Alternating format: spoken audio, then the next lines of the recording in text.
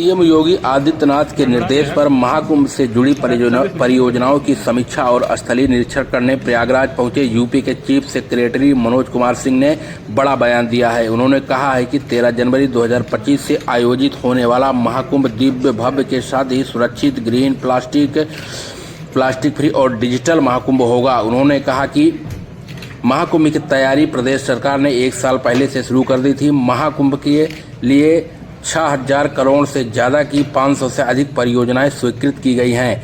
इसमें महाकुंभ के बजट के साथ ही विभागीय बजट भी परियोजनाएं में शामिल है। उनके मुताबिक सभी परियोजनाएं अंतिम चरण में हैं। चीफ सेक्रेटरी मनोज कुमार सिंह ने कहा है कि महाकुंभ में हर तरह की व्यवस्थाएं सरकार की ओर से की जा रही है।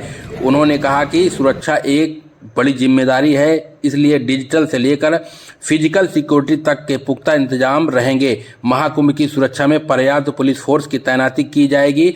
इस बार 4000 हेक्टेयर में 25 सेक्टरों में मेला बसाया जा रहा है, जो कि पिछली बार की तुलना में 25 से 30% अधिक है। महाकुंभ की सुरक्षा में करीब 40,000 पुलिस फोर्स, पीएसी और एआरएफ जवान की तैनाती की जाएगी।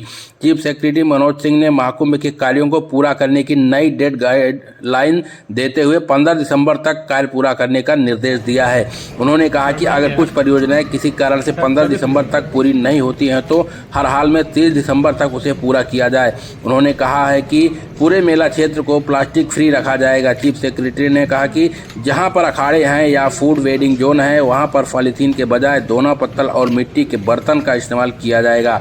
उन्होंने कहा कि महाकुंभ में यह एक नई शुरुआत और नई पहल की जा रही है।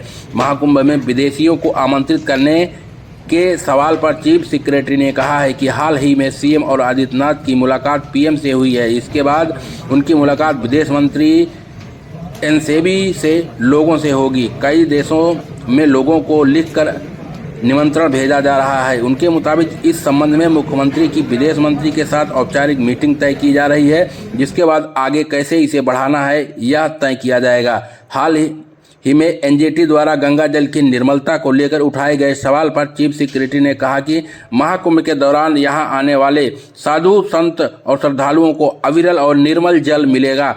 मौजूदा समय में 18,000 क्यूसेक गंगा में जल है। सितंबर माह में हुई बारिश के चलते पानी ज़्यादा है, जिसकी वजह से महाकुंभ के कार्यों में भी कुछ परेशानी आ रही है।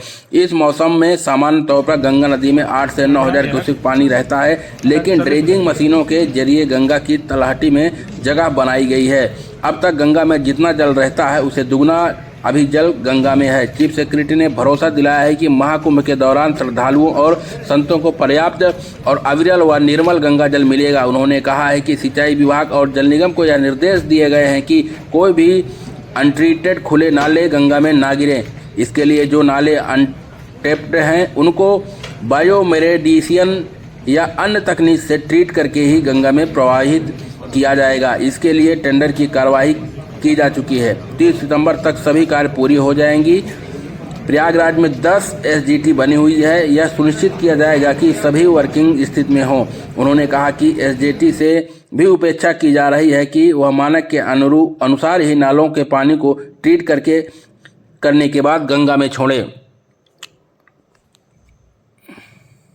चीफ सेक्रेटरी ने कहा कि 2019 के कुंभ में 24 करोड़ लोग आए थे। इस बार 40 से 50 करोड़ लोग यहां आ सकते हैं। यहां आने वाले लोग दूसरे धार्मिक स्थलों पर भी जाएंगे। वाराणसी में काशी विश्वनाथ कॉरिडोर, मिर्जापुर में विंध्याचल कॉरिडोर और अयोध्या में भव्य राम मंदिर का निर्माण हुआ है। इसलिए प्रयागराज के साथ साथ आसपास के जिलों पर भी सरकार फोकस कर रही है।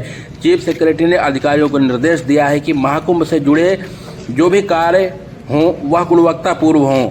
उन्होंने कहा कि चाहे सड़क हो चाहे अन्य निर्माण कार्य हो, सभी की थर्ड पार्टी मॉनिटरिंग भी कराई जा रही है। उन्होंने कहा कि थर्ड पार्टी की लेबोरेटरीज भी बनाई गई है। जो सड़कें बन रही हैं उनके बनने के बाद क्वालिटी भी चेक की जाएगी। सभी निर्माण कार्यों में क्वालिटी और स्टैंडर्ड का पूरा ध्यान रखा जाएगा।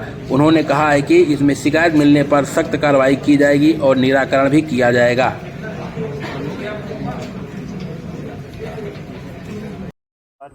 इस बार भी आपको देखने को मिलेंगे और अभी उन पे काम चल रहा है। अच्छा, गंगा के जल की स्थिति क्या रहेगी?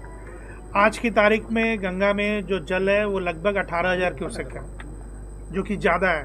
और ये इसलिए क्योंकि सितंबर माह में इस बार 3-4 बारिश ऐसी हुई कि अभी तक सामान्यतः गंगा में लगभग 8,000-9,000 क्यूसेक के आसपास पानी रहता है।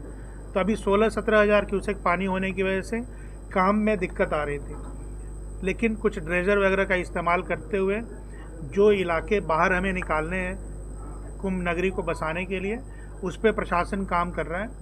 और जल अभी जो सामान्यतः कुंभ के दौरान रहता है उससे 2 गुना ज़्यादा है। तो उसकी एक वजह यह है कि अभी नहरें बंद हैं और ये 15 तारीख से नहरें चालू होंगी, तो पानी की व्यवस्था पर्याप्त रहेगी।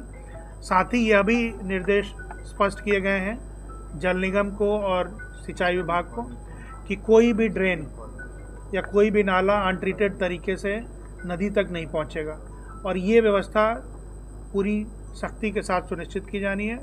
जो नाले अनटैप्ड हैं उनको इन सिटू ट्रीटमेंट के लिए बायो रेमेडिएशन या जियोबैग टेक्नोलॉजी या जो भी रेलेवेंट टेक्नोलॉजीज़ हैं उनको इस्तेमाल करते हुए ट्रीट करने के लिए उनके टेंडर की कार्रवाई की जा चुकी है। और ये सारी चीज़ें आपको 30 दिसंबर तक अपनी जगह पर स्थापित मिलेंगी। 10 STPs यहाँ पे बनी हुई हैं प्रयागराज में। ये भी सुनिश्चित करने को कहा गया है कि सभी STP कंप्लायंट हों, यानी ट्रीटमेंट प्रॉपर्ली करें, और जो भी एफ्लुएंट डिस्चार्ज करें वो जो मिनिस्ट्री ऑफ MOEFCC का जो गाइडलाइन है और जो प्रिस्क्राइब नॉर्म्स हैं उसके तहत वो मीट करें। यानी जो कुंभ श्रद्धालु आएंगे उन्हें शुद्ध गंगा जल मिलेगा, पर्याप्त? बिल्कुल, पर्याप्त, शुद्ध, स्वच्छ, सब कुछ बहुत ही अच्छा, उनको बहुत अच्छा अनुभव हो, इसी दिशा में काम कर रही है जो एडमिनिस्ट्रेशन। NGT ने जो अभी एक रिपोर्ट दी है तो उसको देखते हुए NGT की रिपोर्ट एक CPCB को उन्होंने एक स्टडी ऑर्डर किया था, उसके आधार पे CPCB ने एक रिपोर्ट बनाया है। और CPCB की रिपोर्ट में ये लिखा हुआ है कि 10 में 7 STP कंप्लायंट हैं MOEFCC के नॉर्म से, और NGT के नॉर्म से नहीं है कंप्लायंट। तो मैं आपको वो डिफरेंस समझाना चाहूँगा। MOEFCC ने जो हिंदुस्तान के लिए नोटिफिकेशन बना रखा है उसमें STP से जो ट्रीटेड वाटर है उसका BOD 30 होना चाहिए, 30 से कम होना चाहिए। तो ये सारे STPs कंप्लायंट हैं उसके। NGT ने बीच में एक डायरेक्शन और एक ऑर्डर ये किया था कि 30 नहीं बल्कि 10 होने चाहिए बड़े शहरों के लिए, STP के लिए। लेकिन अभी उस पर मिनिस्ट्री ऑफ इन्वायरमेंट ने उसको फॉलो करते हुए कोई नोटिफिकेशन इशू नहीं किया है। तो जो भी फंडिंग हो रही है प्रोजेक्ट की वो उसी पे हो रही है कि BOD 30 से कम होना चाहिए। तो जाहिर है जिस चीज़ के लिए आपने सिस्टम को डिज़ाइन किया है आउटपुट उसी के हिसाब से मॉनिटर किया जाएगा। अच्छा, कितने लोगों के महाकुंभ में आने के आसार या तैयारियां? देखिए, पिछले कुंभ में बल्कि 24 करोड़ लोग आए थे, ये असेसमेंट किया गया था, और इस बार उससे कहीं ज़्यादा आएंगे। और इसीलिए माननीय मुख्यमंत्री जी ने जो प्रयागराज के आसपास के ज़िले हैं, जैसे बनारस में काशी विश्वनाथ कॉरिडोर डेवलप हुआ है, माँ विंध्यवासिनी का कॉरिडोर मिर्ज़ापुर में विंध्याचल में डेवलप हुआ है, अयोध्या के बारे में आप सब अवगत हैं। तो इन चीज़ों की वजह से इस बार बहुत बड़ी संख्या में श्रद्धालु आएंगे। इसीलिए प्रयागराज में जो फोकस है उसके साथ साथ आसपास के जो ये महत्वपूर्ण ज़िले हैं वहाँ के भी प्रशासन को बताया गया है कि वो भी तैयारी में रहें कि काफ़ी बड़ी संख्या में श्रद्धालु आते हुए या यहाँ से लौटते हुए उन स्थलों पर भी जा सकते हैं दर्शन के लिए। एक अंतिम सवाल।